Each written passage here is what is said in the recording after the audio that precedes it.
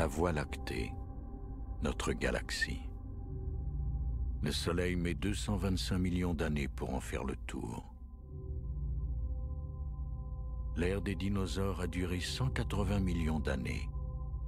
Si une rotation de notre galaxie vaut 1 heure, la Terre existe depuis 20 heures, les dinosaures ont vécu 48 minutes et nous, 48 secondes.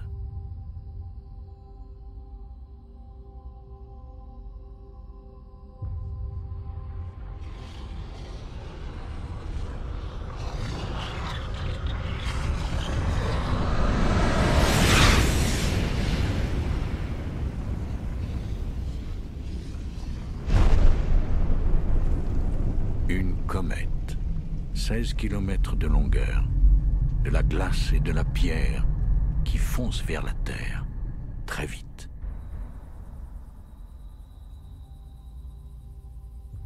Mais ce n'est pas encore tout à fait notre Terre.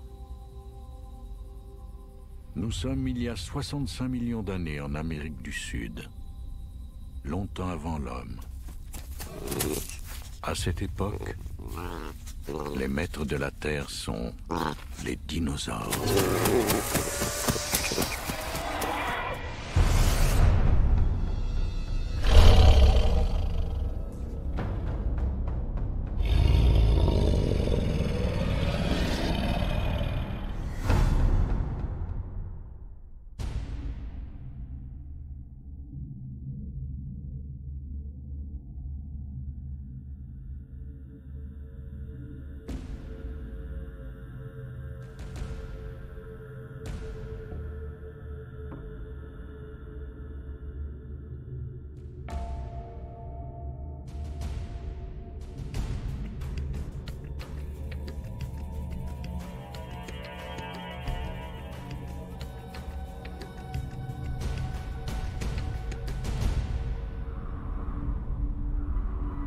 Voici la Patagonie, une vaste région de l'Argentine telle qu'elle est aujourd'hui.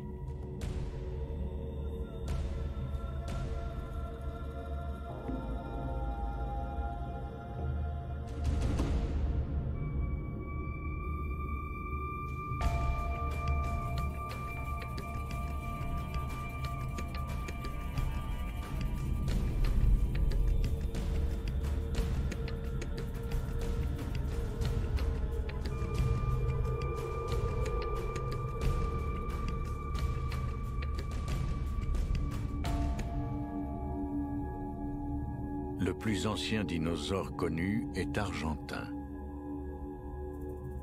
Les dinosaures ont très vite envahi toute la Terre. En grande partie parce qu'il y a 250 millions d'années, toute la Terre était soudée en un seul supercontinent colossal, la Pangée. Et une seule mer, la Pantalacée, englobait toute l'eau.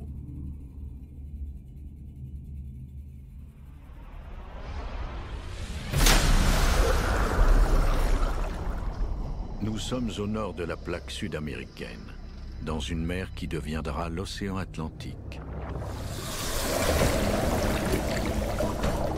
Les dinosaures vivaient seulement sur la terre ferme. Les géants aquatiques de leur temps étaient des reptiles marins.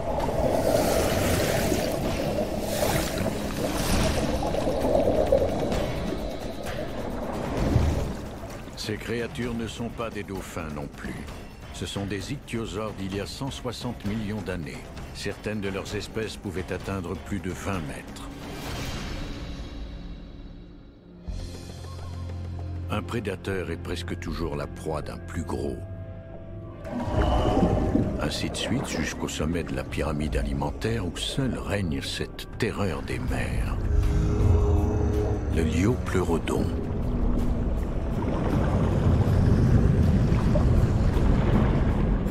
Celui-ci fait 18 mètres, mais des fragments isolés laissent entrevoir des spécimens de 25 mètres.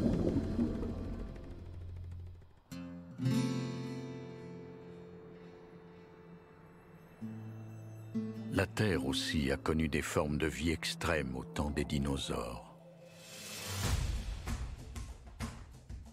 L'érosion et les forces géologiques ont mis au jour l'évolution de dinosaures exceptionnels en Amérique du Sud.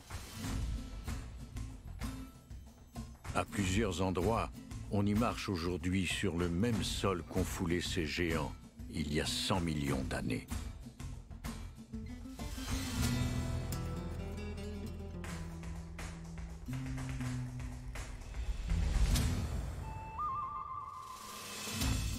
La Patagonie en particulier nous offre des découvertes parmi les plus étonnantes en paléontologie, cette science de la vie la plus ancienne.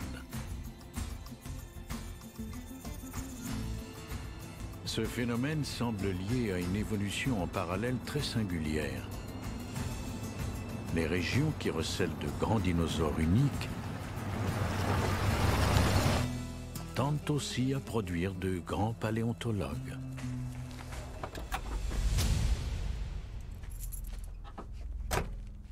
Voici le professeur Rodolfo Coria, un paléontologue de réputation internationale et directeur du musée Carmen Funes à Plaza Huencul, une petite ville de la province de Neuquén, en Patagonie. Le musée que je dirige est très actif. On y reçoit des étudiants au doctorat, des chercheurs et parfois des jeunes comme Ludmila, ma fille, qui viennent seulement satisfaire leur curiosité. J'aime parler des dinosaures avec tout le monde, les experts comme les profanes. C'est une vie remplie qui suffirait bien à presque tout le monde. Mais la mienne s'est aussi ouverte sur de nouveaux horizons tôt dans ma carrière. Tout est devenu très gros. Un fermier a trouvé un os d'une dimension exceptionnelle. Mon mentor, le grand paléontologue argentin José Bonaparte, a tout de suite vu que cet os dépassait en taille tous les os qu'il avait vus au cours de sa carrière. Après plusieurs saisons de fouilles, nous nous sommes trouvés devant les plus grands dinosaures connus. C'était un de ces dinosaures herbivores, quadrupèdes au long cou. Nous l'avons nommé Argentinosaure.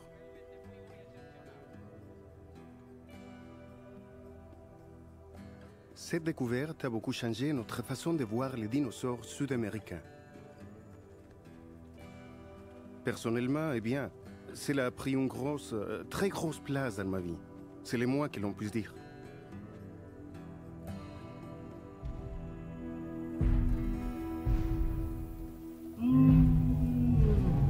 Notre planète ne reverra jamais un animal terrestre aussi immense. Et pourtant, sa vie débute dans un œuf à peine plus gros qu'un pamplemousse.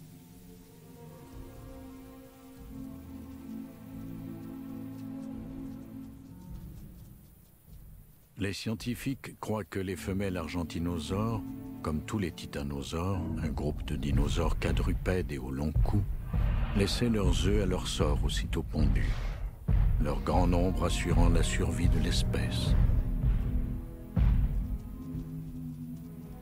Ce bébé argentinosaure, que nous nommerons Hercule, atteindra le volume d'un troupeau de 14 éléphants et sera, avec ses 40 mètres, aussi long qu'une baleine bleue, l'animal moderne le plus gros qui soit, s'il survit bien sûr.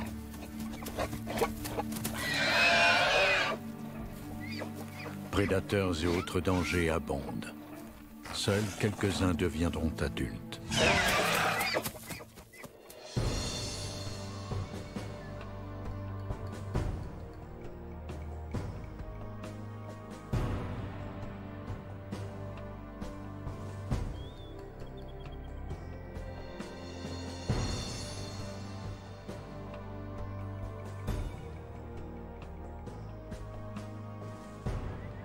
Selon moi, la découverte la plus importante à laquelle j'étais associé est une immense aire de nidification.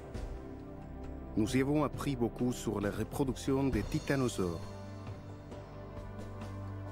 Nous avons nommé le site Aucamahuevo. Il s'étend sur 25 km et date d'environ 80 millions d'années.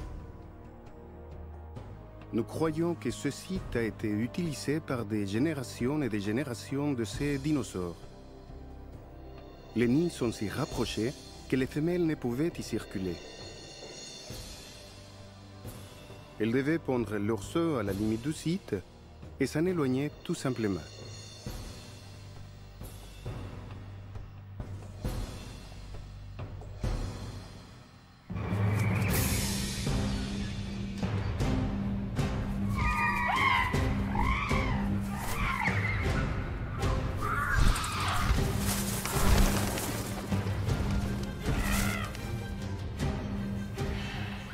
La terre des dinosaures nous est familière mais aussi différente.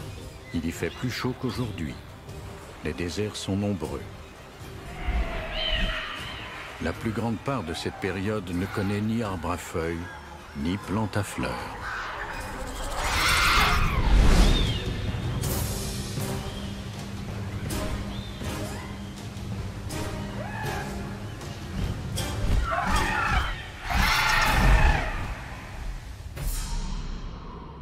Au temps des dinosaures, il n'y a pas de glace en Arctique et le climat antarctique est subtropical. Pendant des dizaines de millions d'années, les saisons changent à peine. Les océans plus chauds provoquent de fréquentes tempêtes. Les pôles magnétiques changent de position plusieurs fois. Une boussole moderne y perdrait souvent le nord. Lorsque les dinosaures apparaissent, les étoiles voisines ne sont pas là où nous les voyons aujourd'hui. La Lune est plus près et les marées sont plus fortes. La Terre tourne plus vite. Ainsi, l'année compte 385 jours.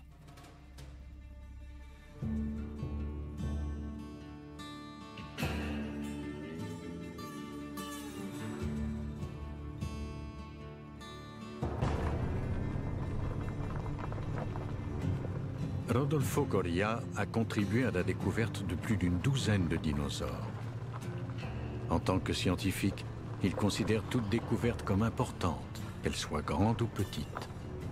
Même les démarches qui mènent à ces découvertes lui semblent d'une égale valeur. Et, comme il nous le dit lui-même, ce qui joue le plus grand rôle nous échappe souvent.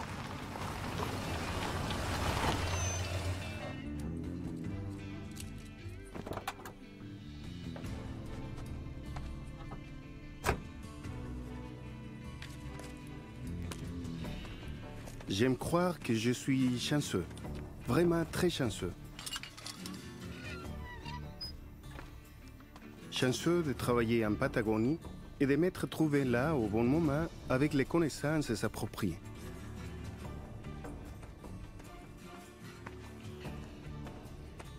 Beaucoup de découvertes sont faites par des gens ordinaires. C'était le cas pour l'Argentinosaure et c'est arrivé encore pour un nouveau dinosaure.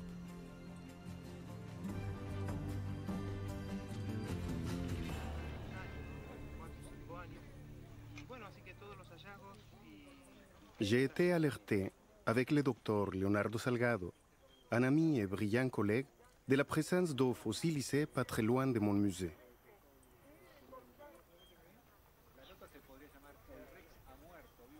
Nous avons fouillé le site et nous avons trouvé plus d'eau. Ils étaient assez gros. Alors nous avons cru qu'ils provenaient d'un herbivore, car ceux-ci sont en général plus massifs. Cependant, ces os étaient plutôt ceux d'un très gros prédateur.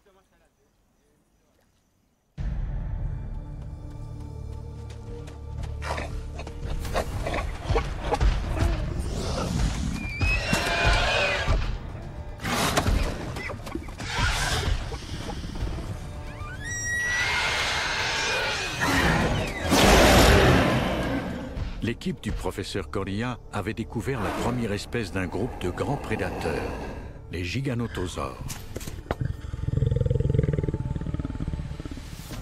Les premiers giganotosaurinés apparurent il y a 100 millions d'années. Les trois espèces de ce groupe surpassent en taille le fameux tyrannosaure Rex.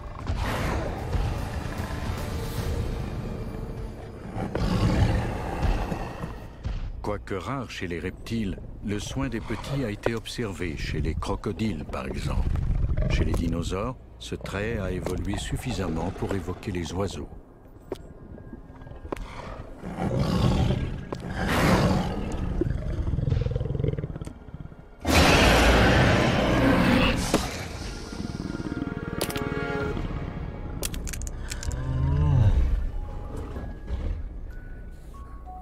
Nommons cette petite femelle simplement Gigi. Tout aussi menue, vulnérable et pour certains jolie qu'elle puisse être maintenant, elle n'en deviendra pas moins un prédateur de 14 mètres et de 8 tonnes, comme sa mère.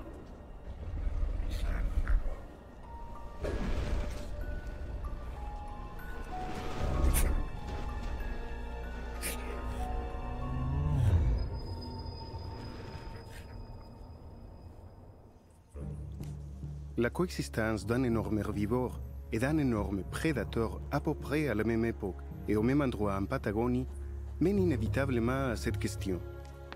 Pourquoi était-ce ainsi ici? On m'a souvent posé la question d'ailleurs. Et de fait, je me pose cette même question à moi-même à chaque fois. Il n'y a pas de réponse simple. C'est peut-être en partie dû au fait qu'il y a 120 millions d'années, l'Amérique du Sud s'est séparée de l'Afrique et qu'elle est devenue un monde isolé où l'évolution a suivi des schémas particuliers. Mais en fait, c'est plus complexe que ça.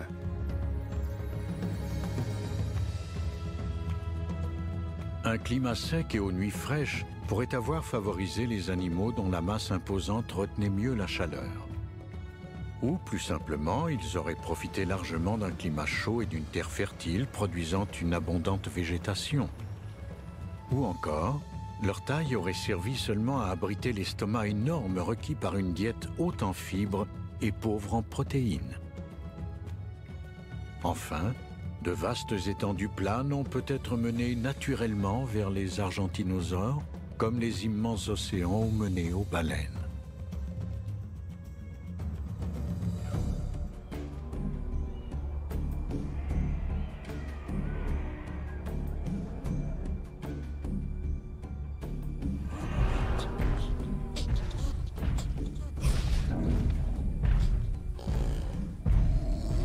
Une grande taille a des avantages.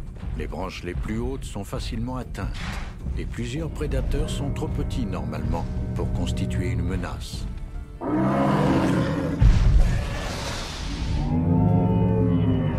Hercule a maintenant une dizaine d'années.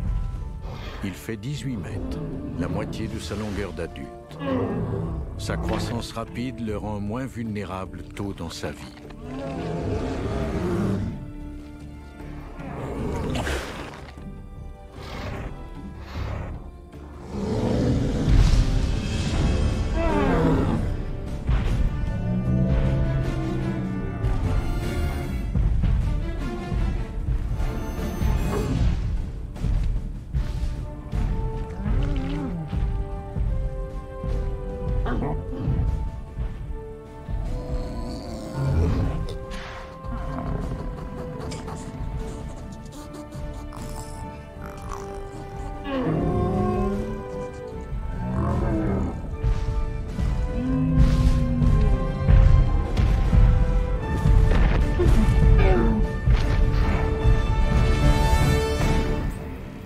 S'il est difficile d'attaquer un seul argentinosaure, un troupeau de ceux-ci l'est encore plus.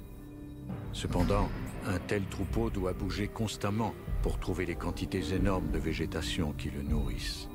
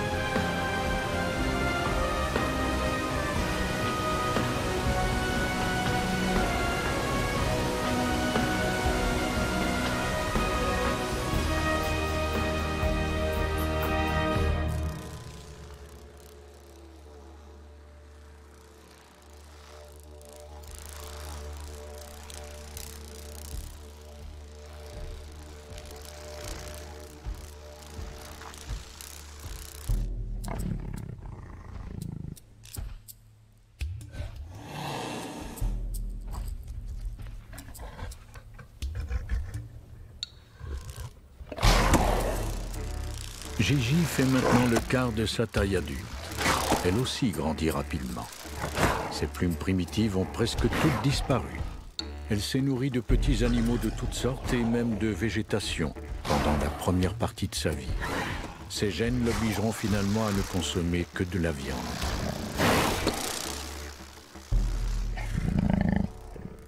Les dinosaures ne pouvaient pas apprendre beaucoup.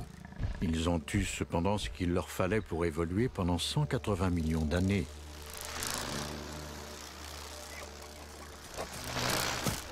Il n'est donc pas forcément nécessaire de posséder un gros cerveau pour survivre. Peut-être y a-t-il là un message pour nous? Ceci dit, faisons enfin connaissance avec Ubik, un Unen Lagia, un raptor mâle d'1,80 m et 22 kg. Il est apparenté aux oiseaux, tout comme le sont dans une certaine mesure les vélociraptors, les tyrannosaures et les giganotosaures.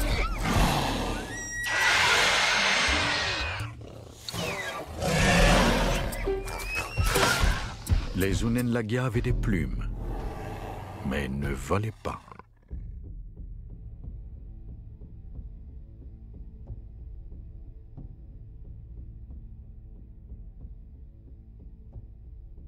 Les gros dinosaures prennent de la place. Voici le musée Carmen Funes. C'est aussi ma 12e maison.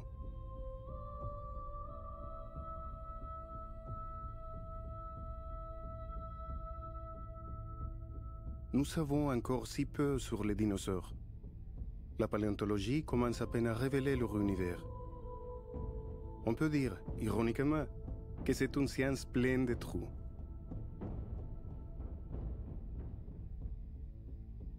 Nous n'avons trouvé qu'environ 700 espèces de dinosaures dans le monde. C'est peu pour un règne de 180 millions d'années. 10% de ces dinosaures ont été trouvés en Argentine, surtout au cours des 30 dernières années.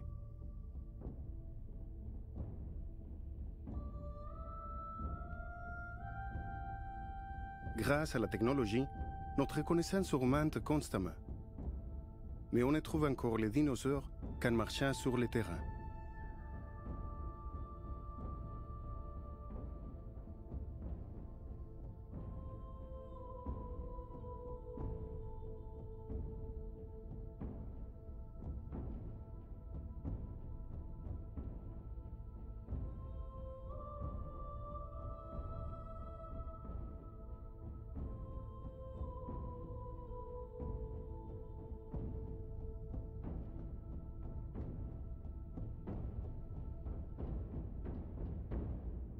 La fossilisation demande des conditions extrêmement rares et encore très peu de l'animal subsiste.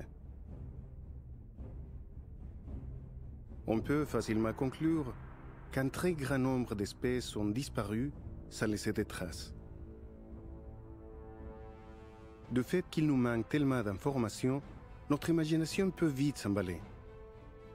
Toucher à la science-fiction peut nous amuser, mais il faut être très prudent avant de formuler une nouvelle théorie.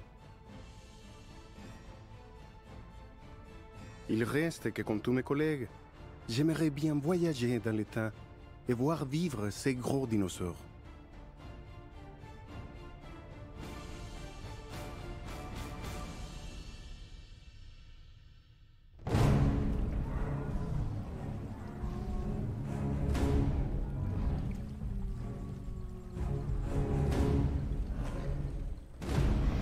Hercule est devenu adulte. Pour plusieurs scientifiques, il a atteint sa taille maximale. Il a 20 ans et il vivra probablement plus d'un siècle.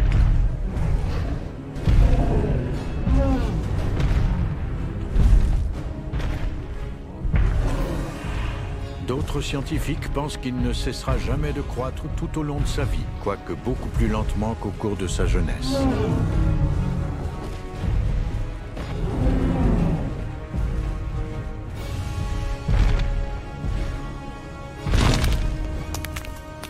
Les argentinosaures étaient 12 fois plus massifs que leurs plus gros prédateurs. Ils étaient presque invincibles.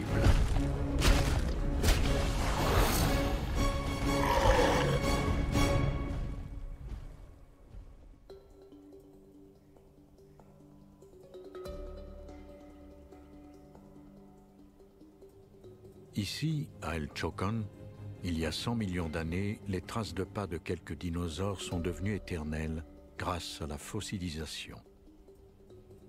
Ces traces nous parlent des créatures qui les ont laissées. Elles nous disent leur taille et leur vélocité. Elles nous indiquent si les animaux étaient bipèdes ou quadrupèdes, s'ils étaient seuls ou en groupe, s'ils chassaient ou s'ils étaient chassés. On trouve des traces de dinosaures sur tous les continents, mais le site d'El Chocón est précieux. On y voit clairement des associations entre espèces contemporaines, ce qui est très rare.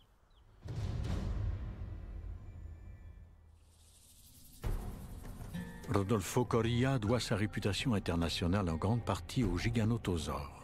Sa passion pour son travail ne tarit pas, même si ce dernier est souvent très exigeant. Son travail est intimement lié à la nature, à ses terrains infiniment variés et à son climat sans cesse changeant. Il y a certes des difficultés, mais aussi des moments où la science et le pur bonheur d'être en plein air au milieu de paysages magnifiques se conjuguent.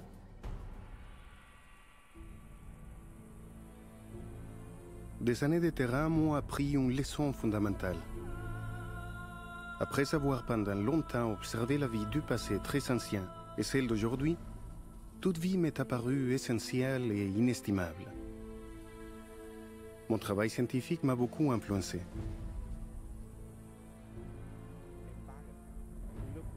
Voici de la prospection dans sa plus simple expression. Vous regardez par terre, mais il faut avoir l'œil bien entraîné. Avec le temps, les questions se font toujours plus nombreuses. Il faut beaucoup de patience et de persévérance. Cela aide à aborder des énigmes plutôt obscures, comme celle où nous nous demandions si les théropodes, comme les giganotosaures, chassaient seuls ou en groupe.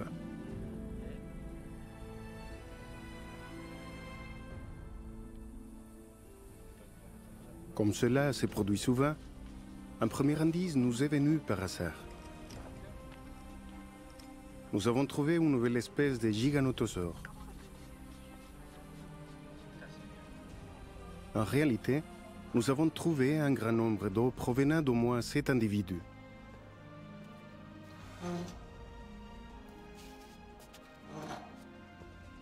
Pour mon collègue canadien, Phil Corey, et moi-même, cela tendait à confirmer une hypothèse pour laquelle il n'y avait pas de preuves claires. Des grands dinosaures carnivores, comme les giganotosaures, pouvaient chasser en meute. Gigi appartient donc à cette nouvelle espèce de giganotosaure. Elle est un Mapusaurus, pour être exact. À 22 ans, c'est une adulte.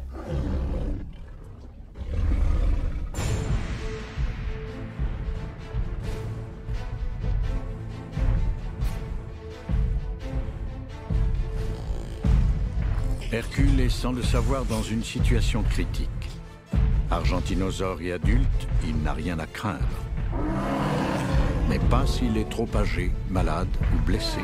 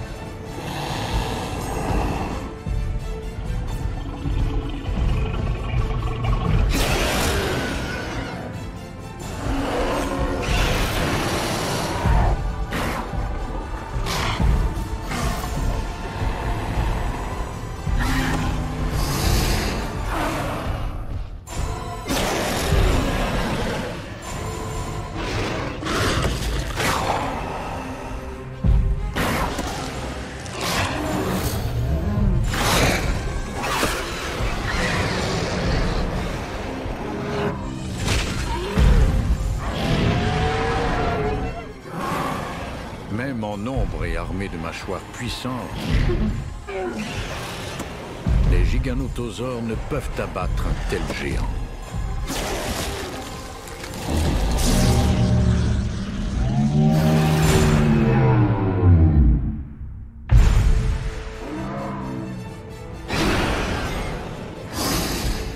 arracher des lambeaux de peau et laisser leur proie saigner à mort ou périr d'une infection est une stratégie plus à même de réussir.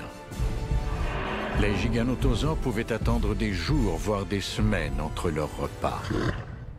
Pas cette fois, cependant.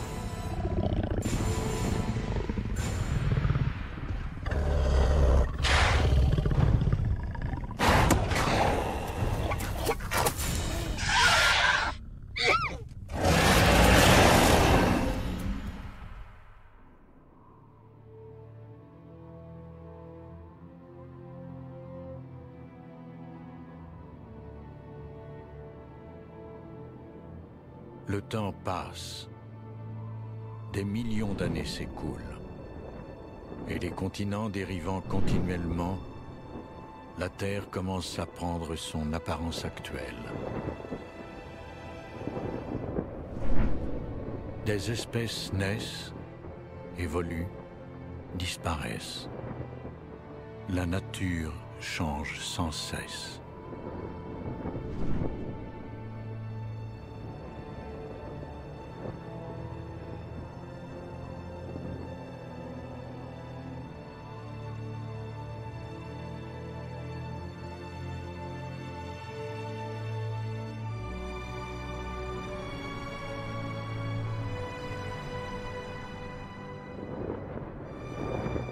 Nous sommes en Amérique du Nord. Les reptiles volants atteignent un sommet avec le Quetzalcoatlus, un ptérosaure de la taille d'un petit avion. Aucun oiseau volant ne sera jamais aussi gros.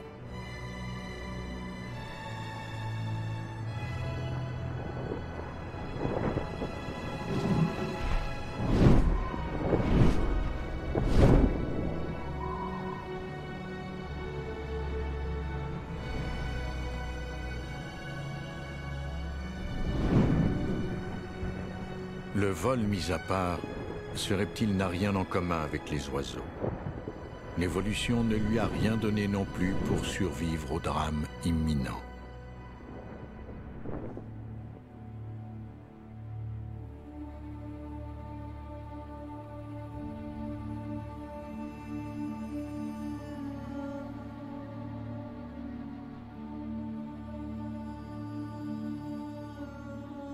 Plusieurs facteurs auraient contribué à la disparition des dinosaures.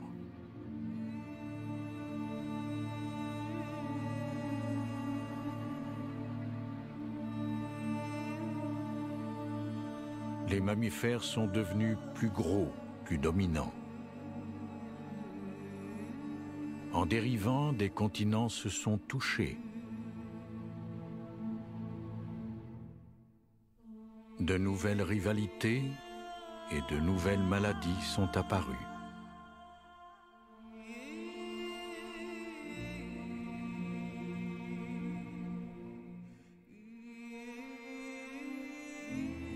Le climat s'est refroidi, peut-être à cause de l'augmentation de l'activité volcanique.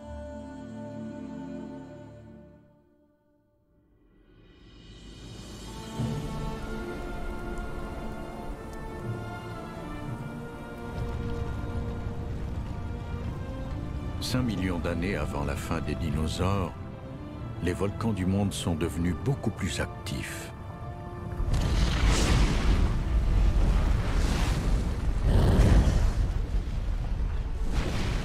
L'air devint irrespirable à plusieurs endroits. La végétation fut décimée par les pluies acides et le ciel assombri par la poussière. Toutefois, plusieurs dinosaures survivent. Encore quelque temps.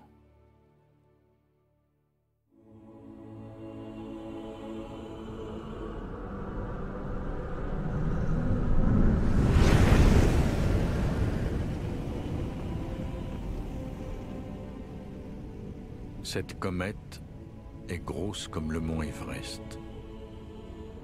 Elle couvre la distance de la Lune à la Terre en 2 heures.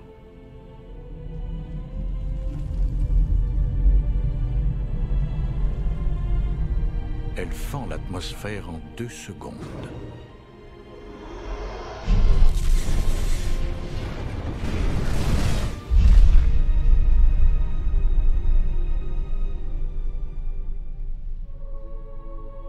Elle frappe la Terre près de l'actuelle péninsule du Yucatan, au Mexique.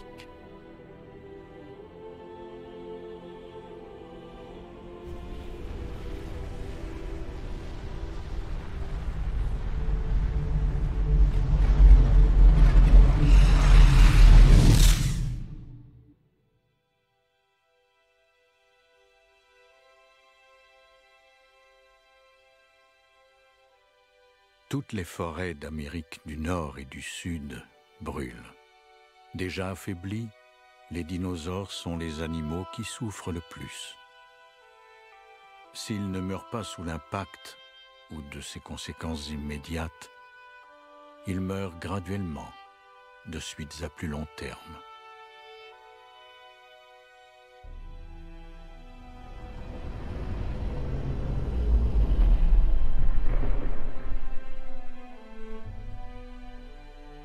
Dans un temps relativement court, les dinosaures s'éteignent.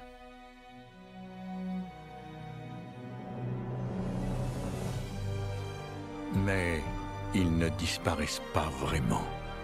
Les oiseaux sont des dinosaures.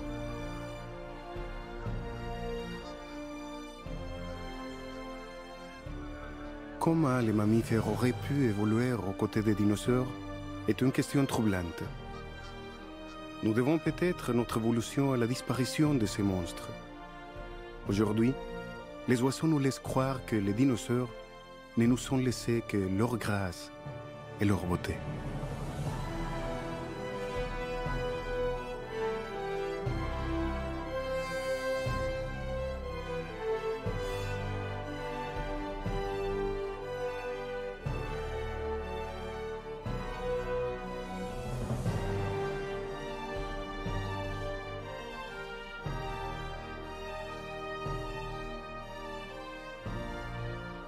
La paléontologie m'a amené dans des lieux fantastiques partout dans le monde.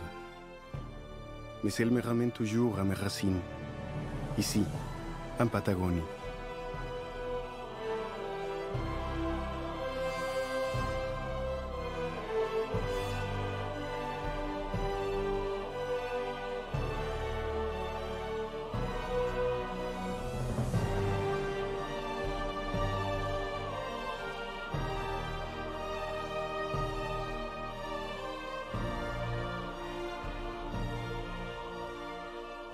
Peut-être que de nouvelles découvertes m'attendent ici.